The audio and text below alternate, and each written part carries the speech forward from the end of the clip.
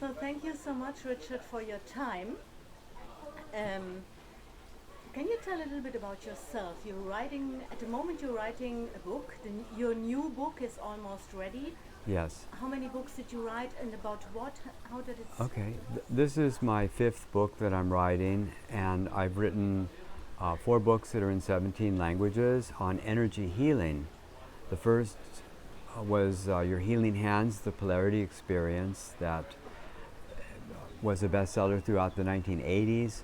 The most popular one is called Quantum Touch, the Power to Heal, which is also in German and Dutch and Portuguese and Spanish and so forth.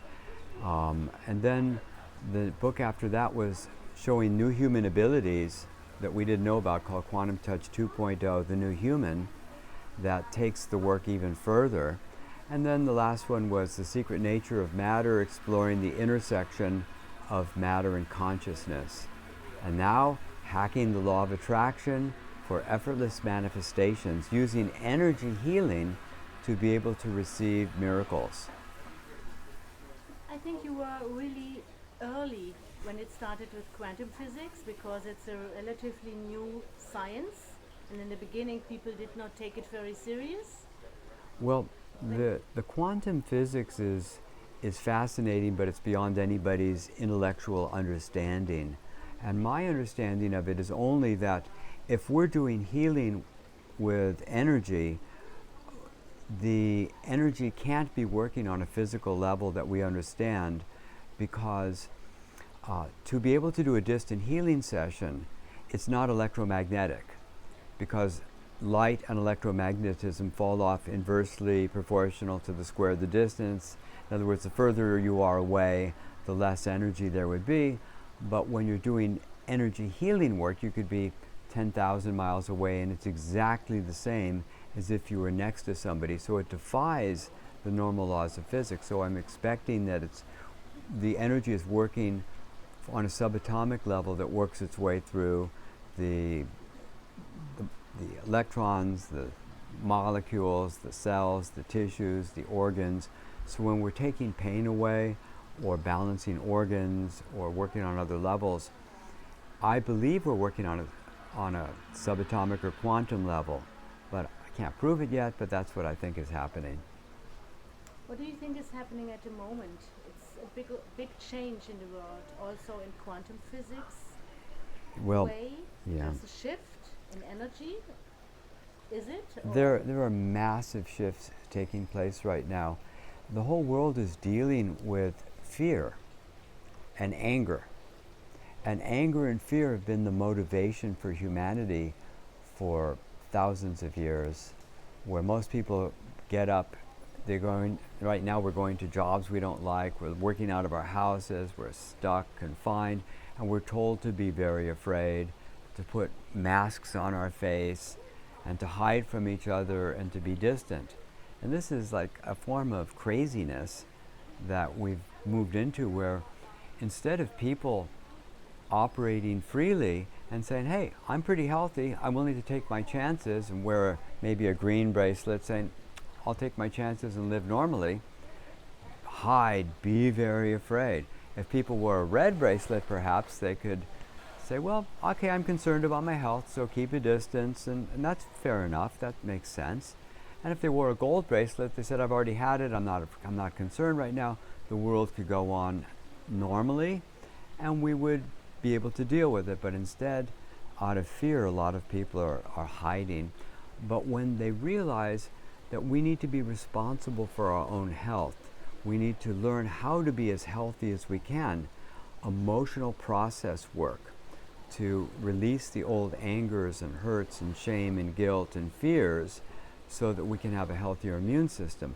I built a system, took me 30 years to develop it, I call self-created health, that teaches people how to find and release the emotional causes of health conditions. And when we do this, not only do symptoms disappear when people find and release the core emotional issues, but they feel grateful that they had the condition. The body has the ability to be sick, not as a dysfunction, but a communication from their higher consciousness.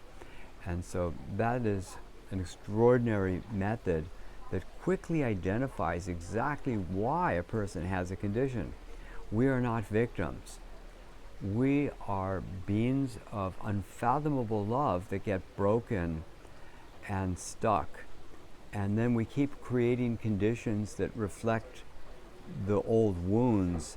And that's why the reality tends to keep repeating itself over and over again, and you have the same experiences over and over.